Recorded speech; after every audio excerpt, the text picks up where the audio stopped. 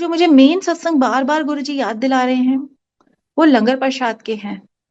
सो लंगर में धीरे धीरे बहुत सारी चीजें आने लग गई थी। एक लंगर मुझे ध्यान आ रहा है जिसमें एक आंटी ने ना 10 डेज का, सॉरी 10 आवर्स का, आवर्स का सत्संग रखा। और मैंने उनसे सेवा मांगी और सुबह मैं उनके घर चली गई। उनकी मम्मी मक्की की रोटियां बना के लाई थी, कच्ची पक्की, चंडीगढ़ से। सुबह की फ्लाइट से आई थी। तो मुझे वहां जाके सिर्फ वो घी में तलनी थी। जैसे ही मैं कार में बैठी, मेरा इतना सिवियर बैकएक हुआ जिसकी कोई हद नहीं थी। एंड मेरी डॉटर मेरे साथ थी कि मम्मा मैं ड्राइव करती हूँ, व्हाट हैपन, या फिर ड्रॉप कर देते। मैं कहा नहीं, अभी कहा है तो बेटा पहुंच के रहेंगे, आगे का आगे देखते हैं। एंड तभी उन्होंने, जब तक मैं वहां गई तो जो बर्नर के नीचे आपका फ्लेम होता है उतना भी बेंड हो पाऊं मैं चेक करने के लिए, मैं उतनी भी नहीं हो पा रही थी। और क्योंकि घर में सत्संग तब तक होने शुरू हो गए थे और बहुत सारे चमत्कार, मिरेकल्स, मैजिक, मेरे पास वोकेबलरी आज के डेट में बहुत सारी आ गई है तो मैं यूज कर पा रही हूँ, उस समय नहीं थी। और गुरु जी की फ्रेग्रेंस आना, काफी सारी चीजें थी, मगर हमें नहीं पता था। मगर जब उनके वहां पहुंची मैं, और जो उनको सत्संग शेयरिंग था वो एक और लंबा चीज है। मगर मैं आपको एक इंस्टेंस बताती हूँ लंगर का जो उस दिन हुआ था। मेरे साथ कोई और संगत भी थी जिनको जल्दी जाना था, तो मैं वहां पे पूरा 2 घंटे नहीं बैठ सकती थी और मुझे जल्दी निकलना था। सो मेरे बिल्कुल, वरना हमेशा जब सत्संग होता था मैं हमेशा किचन में होती थी।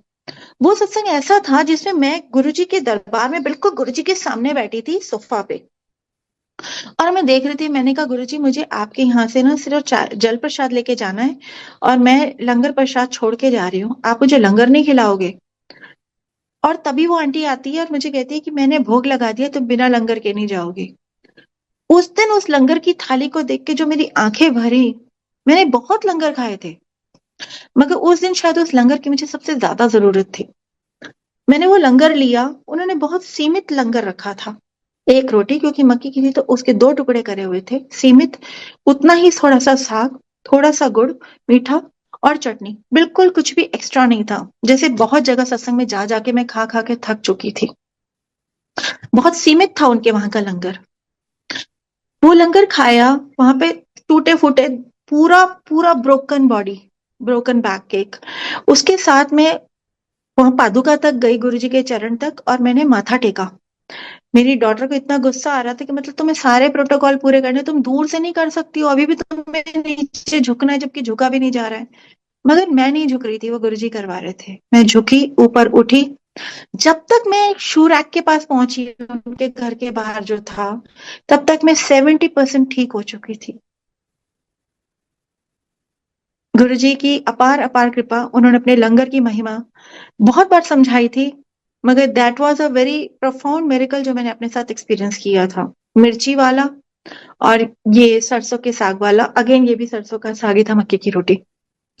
दोपहर को हमारी ही पड़ोस की बिल्डिंग में एक और सत्संग था। मैंने उन आंटी से गेट पास लिया और आई वॉज वेरी श्योर कि मैं सत्संग अटेंड कर लूंगी। और मैंने अपनी सारी क्लासेस पोस्टपोन करी थी और एग्जाम टाइम था। It was December 7। This was second year of the same langar. जो पहले साल भी दिसंबर में सत्संग हुआ था, जो सरसों का साग और मक्की की रोटी खाई, और इस साल, पिछले साल भी। मतलब ये तो अभी बात करते करते, सत्संग शेयरिंग करते करते मुझे रियलाइज करवा रहे हैं गुरुजी की हर बार वो वही चीज रिपीट हो रही थी मेरे लिए। I don't know what is the significance, महाराज जाने। महाराज की कोई भी चीज कोइंसिडेंस नहीं है, ये बात का मुझे पूरा एश्योरेंस महाराज ने दिलवाया है।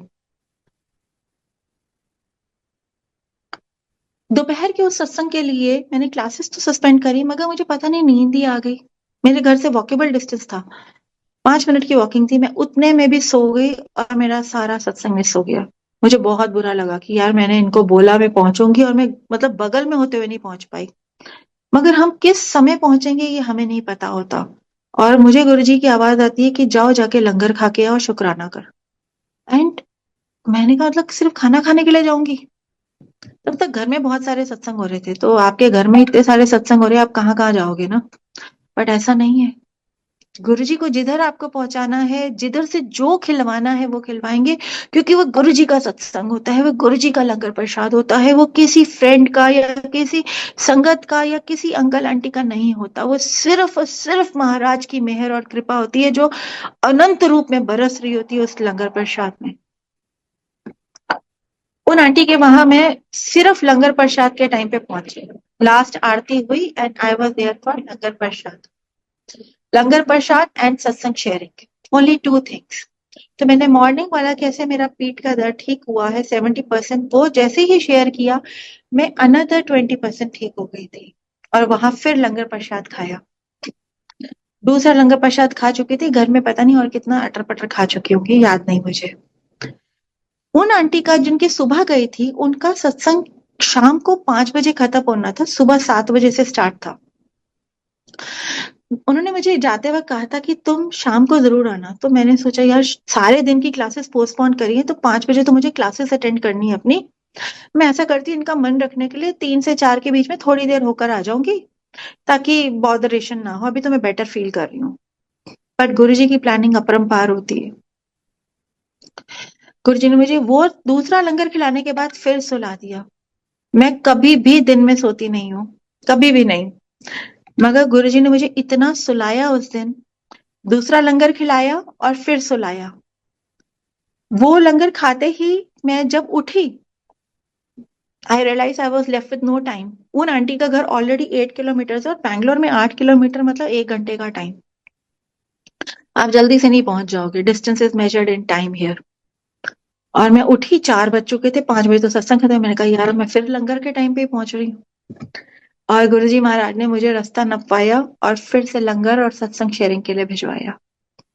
मैं वहां गई, वो तीसरा लंगर सेम डे पे खाते हुए अपनी डॉटर को बिना बताए निकल गई। अब के जाऊंगी तो मुझे डांट लगाएगी कि तू गाड़ी क्यों चला रही है, मैं चला लेती हूँ। मैं रेडी वेडी होके निकल के, शी वॉज जस्ट जैप्ड कि ये मम्मी को क्या हुआ है। मम्मी वॉज कंट्रोल्ड बाय गुरु जी। सो उन आंटी के वहां पहुंच के लंगर प्रसाद खाया और उन्होंने, I was totally 100% cure by that time. There was no back ache at all. मगर जब मेरे को सत्संग शेयरिंग करने के लिए उन आंटी ने बोला, देयर वर मेनी सत्संग्स, जिसमें से एक सत्संग मैं आपके साथ शेयर कर रही हूँ। क्योंकि वो जो सिवियर बैकएक था, वो बैकएक एक्चुअली पूरा बैकएक, it was not a physical element जिस जो गुरुजी ने मुझे उस दिन उससे उभारा था। It was the same thing जो मेरी डॉटर 20 ईयर्स की थी तब, जब ये सत्संग हुआ। और when she was born, at that time there were certain medical conditions जिसकी वजह से मुझे बहुत सिवियर बैकएक हुआ था फॉर कपल ऑफ इयर्स। और कोई भी काम करते वक्त सिजेरियन बेबी और नीचे उठाया नहीं जा सकता। There were so many things happening कि फिजिकल पेन की वजह से आपकी मेंटल क्रिबिंग चालू हो गई थी, विच आई हैव फॉरगॉटन। एंड उस टाइम पीरियड पे मैंने कितने लोगों को कोसा होगा मुझे नहीं पता, कितना एबीसी करा बिल्कुल नहीं पता। क्योंकि आप जब शरीर के दुख से होते हो, कष्ट से होते हो, तो आप किसी को नहीं माफ कर पाते, क्योंकि वो आपका सबसे करीबी दुख होता है। कहते हैं ना, माँ बाप पति बच्चे सब बाद में आएंगे, मगर सबसे पहला आपका दोस्त आपका शरीर होता है। वो शरीर मेरे को लेड हुआ था मेरे बैक एक के लिए। उस दिन का वो जो एक सिवियर सुबह से शाम तक के लंगर खिलाए गुरुजी ने मुझे और बैक एक दिया। गुरुजी ने मुझे वो 20 साल पुरानी घटना याद दिलाई थी कि तुझे कितना सिवियर बैक एक होता था और कब मेरा बैक एक गया। खाना बनाते करते, नाम जपते, मुझे नहीं पता चला। आई हैव फॉरगॉटन टू से शुक्राना फॉर दैट। एंड गुरुजी ने मुझे वो सारा बैक एक जो शायद पेंडिंग लॉट था मेरा, और किन किन लोगों को मैंने उस समय कोसा था, मुझे वो याद दिलवाए। और मेरे अंदर से बहुत स्ट्रांग रिपेंटेंस हुआ कि अनजाने में न जाने इस वाणी का कितना दुरुपयोग हुआ, जो मैंने सबको अपने उस बैकएक के लिए बोला। कोई उन्होंने थोड़ी मेरे को बैकएक दिया था, ना कोई जबरदस्ती मेरे लिए कोई डिफिकल्टीज क्रिएट करी थी, मगर मैं खुद शरीर के तकलीफ से थी। उस तकलीफ में मैं बहुत सारी बातें बोल रही थी। वो एक दिन में गुरुजी ने मेरे इतने सारे पाप कर्म खत्म करे। मैं कोटि कोटि नमस्कार करती हूँ, क्योंकि वो पैकेट मेरे बहुत सारी चीजों को क्लियर करके गया।